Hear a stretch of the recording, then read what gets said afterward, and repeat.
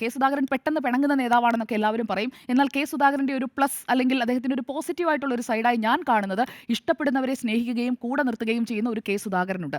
ആ കെ സുധാകരന് സണ്ണി ജോസഫിനെ ഇഷ്ടമാണ്. അല്ലാത്ത പക്ഷം വലിയ പൊട്ടിത്തെറി ഇതിനകം ഈ ദിവസങ്ങളിൽ കെ സുധാകരൻ തന്നെ ഉണ്ടാക്കിയേനെ. അപ്പോൾ സണ്ണി ജോസഫ് മറുഭാഗത്ത് നിൽക്കുന്നത് കൊണ്ടാണ് വലിയൊരു പൊട്ടിത്തെറിയിലേക്ക് കാര്യങ്ങൾ പോകാതിരുന്നത് എന്നാണ് ഞാൻ കരുതുന്നത്. മറിച്ച് ആന്റോ ആന്റണി ആയിരുന്നെങ്കിൽ ഇതാകുമായിരുന്നോ സമീപനം എന്നും ഞാൻ സംശയിക്കുന്നുണ്ട്.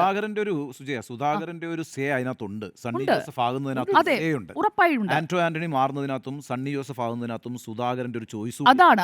അതായത് നമ്മൾ പറയുമല്ലോ ഒരു ട്രൂസിലേക്ക്, ഒരു സമാധാന ഉടമ്പടിയിലേക്ക് ഇവിടെയും എത്തിയിട്ടുണ്ട് AICC. അത് കൃത്യമായി എക്സിക്യൂട്ട് ചെയ്തിട്ടുണ്ട്. അതുകൊണ്ടാണ് ഞാൻ പറഞ്ഞത് KC വേണുഗോപാൽ കൃത്യമായി അക്കാര്യത്തിൽ ഇടപെടുകയും അതിലൊരു പരിഹാരത്തിലേക്ക് കാര്യങ്ങൾ എത്തിക്കുകയും ചെയ്തിട്ടുണ്ട്. അല്ലാതെ ഒറ്റ പിടിവാശിക്ക് അല്ലെങ്കിൽ ഒറ്റ ബുദ്ധിക്ക് കാര്യം നടത്താൻ നോക്കിയിരുന്നെങ്കിൽ ഇത് വലിയ പൊട്ടിത്തെറിയിലേക്ക് പോകുമായിരുന്നു.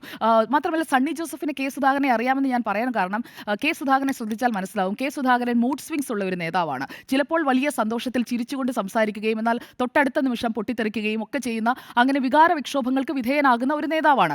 അത് അദ്ദേഹം തീരുമാനങ്ങൾ എടുക്കുന്ന കാര്യത്തിൽ വളരെ സ്റ്റേൺ ആയി പിണറായി വിജയനെയൊക്കെ നേർക്കുനേർന്ന് വെല്ലുവിളിക്കുന്ന രീതിയിൽ സംസാരിക്കാൻ മറ്റൊരു നേതാവ് കോൺഗ്രസിലുണ്ടോ എന്ന് ചോദിച്ചു കഴിഞ്ഞാൽ സുധാകരനെ പോലെ ഒരാൾ ഇല്ല എന്നുള്ളതാണ് വസ്തുത. പക്ഷേ ഈ ഹൈക്കമാൻഡ് ഡൽഹിയിൽ വിളിച്ച യോഗത്തിൽ, AICCയുടെ യോഗത്തിൽ നിന്ന് കെ സുധാകരൻ അടക്കം 4 KPCC പ്രസിഡന്റുമാർ, മുൻ പ്രസിഡന്റുമാർ പങ്കെടുത്തിട്ടില്ല. മുരളീധരൻ, സുധീരൻ, മുല്ലപ്പള്ളി രാമചന്ദ്രൻ, ഒപ്പം കെ സുധാകരൻ.